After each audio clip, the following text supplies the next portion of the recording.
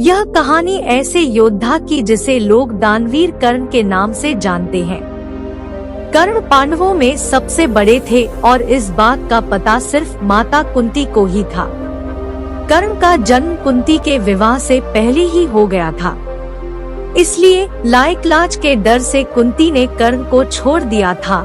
लेकिन कर्ण का जन्म कुंती के विवाह से पहले कैसे हो गया, इसके पीछे भी एक कहानी है।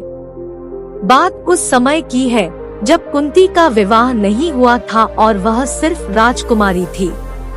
उसी दौरान ऋषि दुर्वासा पूरे 1 वर्ष के लिए राजकुमारी कुंती के पिता के महल में अतिथि के रूप में ठहरे। कुंती ने 1 वर्ष तक उनकी खूब सेवा की।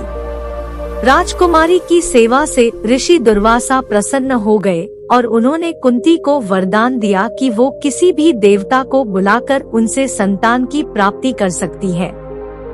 एक दिन कुंती के मन में आया कि क्यों न वरदान की परीक्षा की जाए। ऐसा सोचकर उन्होंने सूर्य देव की प्रार्थना करके उन्हें बुला लिया। सूर्य देव के आने और वरदान के प्रभाव से कुंती विवाह के पूर्व ही गर्भवती हो गई। कुछ समय बाद उन्होंने एक पुत्र को जन्म दिया जो सूर्य देव के समान ही प्रभावशाली था। साथ ही जन्म के समय से ही उस शिशु के शरीर पर कवच और कुंडल थे।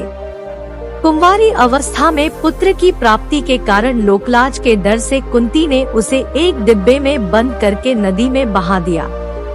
बक्सा एक सारथी और उसकी पत्नी को मिला जिनकी कोई संतान नहीं थी। वो दोनों कर्ण के रूप में पुत्र को पाकर बहुत खुश और उसका लालन पालन करने लगे।